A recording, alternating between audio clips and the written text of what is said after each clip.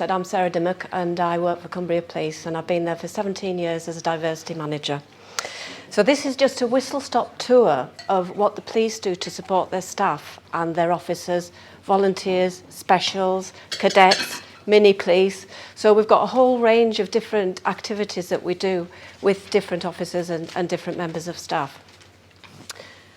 So the first thing I've called this, bring your whole self to work. So it's about making sure that you don't just think about the work that you're doing, but you think about what you're doing outside. So the one thing that we have as an organisation is we have our own occupational health department. So all people that join the constabulary, whether it's a police officer, a transferee, a volunteer or a member of police staff, will go through a health screening before they actually join the constabulary. So we make sure that people are fit for what they're going to actually do. We also do physical and psychological screening, especially when people have been through trauma or a traumatic event. And we do focused CTB where it's identified. Annual medical reviews are also done for officers that have some sort of disability or have to have limited duties, and that's supported by our HR department if there is a need to actually to put somebody medically retired. We've also become part of Oscar Kilo, which is a police initiative, and this is all about well-being within the force and the forces in the country. We've just recently had the Wellbeing Bus in Cumbria, and we've gone round all the stations talking to staff and officers, looking at blood pressure, looking at testing other things, and because of that we've discovered some underlying medical conditions which have now gone to the relevant GPs, and things have been caught in time at an early stage. So we've actually, by doing things like this, stopped things becoming critical. What we're doing as well at the moment is we are going for a silver award for better health at work, and hopefully we will hear by the end of September whether we've achieved it, and then obviously if we get that we'll be going on to the gold. We also in force have volunteers attached to occupational health who are mental health first aiders. Now we've given these people training. They will help people that maybe have different issues within force and give them support and places to go. So they are there for the benefit of staff and officers within the workforce. We have wellbeing ambassadors as well, again volunteers who have had training, and they are more for signposting people to organisations outside the police or to our occupational health department where we can actually support and help people. So, the next thing we do, trauma risk management, which is called TRIM. Now, TRIM is a peer-led helping strategy, this is a definition of it, which seeks to identify, support and, if necessary, signpost for further help to those who may be at risk of physical injury after experiencing a traumatic event at work. It provides a structured evidence-based way of organisation post-exposure support. TRIM, in essence, is about colleagues supporting colleagues. So if colleagues notice that somebody is changed, different behaviour after they've been to a traumatic incident, we will get them TRIM assessed by a trained officer who has done a TRIM course. They are not the full package. They will then put them to our occupational health department or to an outside organisation so they can get the relevant support that they will need to become back to full health. So this is all about supporting and making sure that our officers and staff are supported within the workplace. So what else do we do for officers and staff? On our intranet, which is our internal web pages, we have what is called our inclusion hub. Now, we have different information on there. We have information about autism, cancer support. We have stuff about carers, chronic illness, domestic abuse, dyslexia, family support, LGBT issues, menopause and andropause, Multicultural Police Association, because they're a difference with different cultures and different backgrounds, something about stammering as well, and mental health. Now, these are all supported behind those tiles with videos, information, addresses of organisations that can be used, and also officers and staff that have put themselves up to be points of contact, or they've experienced cancer, or they've experienced the menopause, or experienced something, and they are there for people to talk to. So it's another support of what the police are doing for the police, officers, staff, volunteers. So anybody that joins our organisation has access to this and access to people that can help them. There's also a lot about our support groups on there as well, because we have internal support groups, which I will come on to in a minute. One thing that we advertise on there is a fair passport. Now you might think, what the heck's a fair passport? If somebody has a condition and they don't want to discuss it with the line manager, or they've got a cultural issue as well, such as, say, somebody is menopausal or perimenopausal, they're having to change the clothes regularly because they're having hot flushes all the time. Do they want to go and discuss that with the line manager? A male line manager at that? Maybe not. So they can fill in the fair passport with a trusted line manager, and it details what their conditions is and what they actually need. So instead of having to have that difficult conversation with a new line manager, because in the police your line managers change every few weeks, they can just hand over the fair passport. It's been agreed.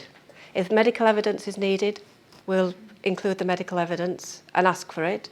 If it's a cultural issue, if somebody is celebrating Ramadan, we might not want to send them to certain jobs within that particular point, that particular time when they're fasting. So we could give them a fair passport for that period of time, and then they could actually be taken off to do certain particular jobs within the police just for that period. So it's something that we've found very, very useful, and we've also found that it's kept people at work. It's reduced sickness. It's given people the opportunity to give their information in a way that isn't intrusive for them, and they haven't had to discuss it with everybody. So it's something that we've found very, very useful, and as I say, it has been one thing that we've introduced which has been really successful. Staff feel valued by it, and as I've said, it keeps people from going off sick.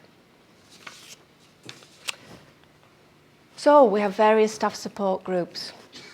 But I've also said on the Inclusion Hub, we have other people that have put themselves forward to become SPOCs, if you like, for cancer, for autism, for other things. But we do in Force have noted staff support groups. We have Cumbria Constabulary Autism Network, CAN.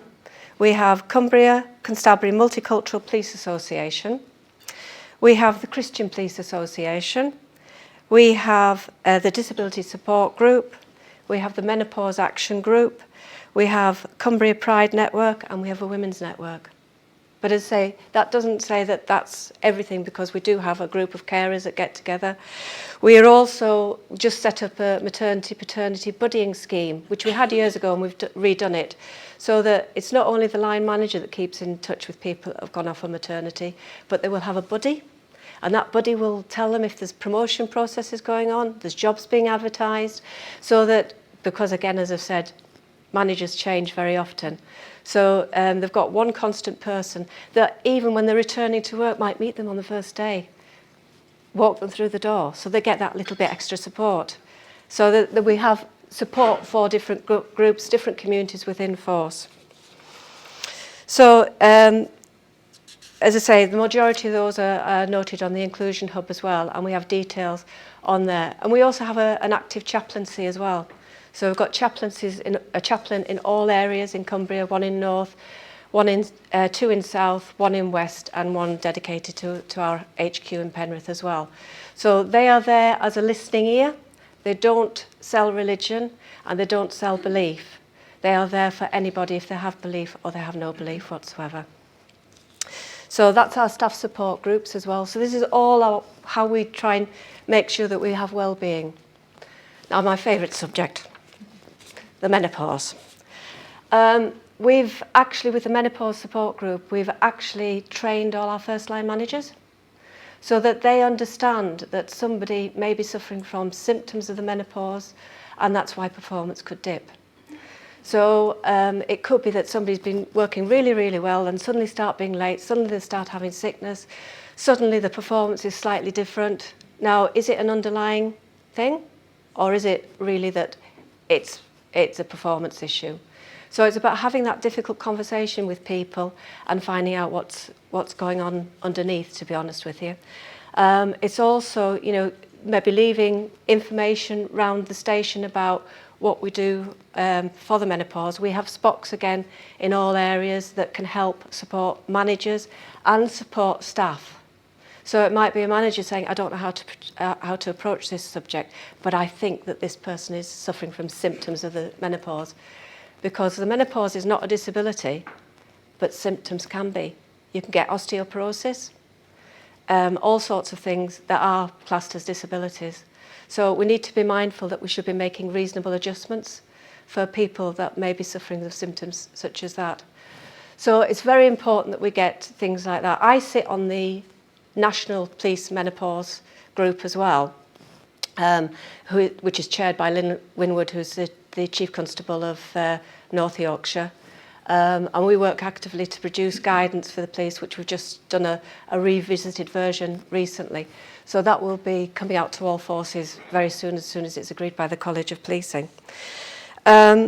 So really speaking, as I say, you can see light bulb moments coming on when you talk to managers as well. Suddenly they'll say, that explains Windowgate, because people have wanted to sit near the window, or they wanted slightly more breaks to go outside. So it's about getting those issues out there and people understanding what they can do. But that's just a picture of one of our support groups. Our other support groups will also provide support in different areas. Disability support will look at anybody that's got a disability.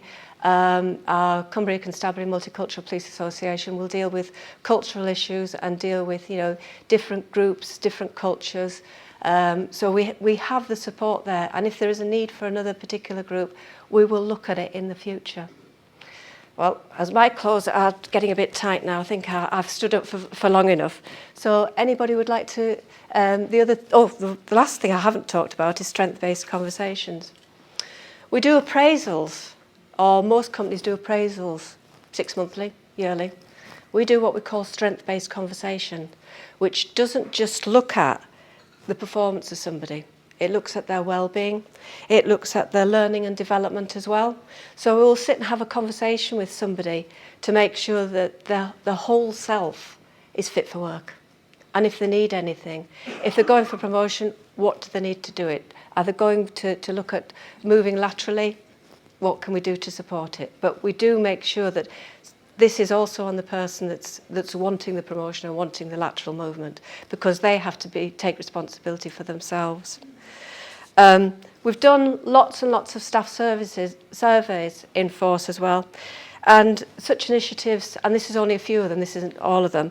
We've done menopause cafes, because women wanted to talk about it, because police now have to work until they're 60 instead of 50 or 55. So it's coming into its fore. We've done webinars on sleep, shift patterns, different people getting sleep. We've done stress coping mechanisms as well, and stress seminars. So we ask and then we deliver on what we actually say we're going to do, if we can. Right, now I am going to say, any questions?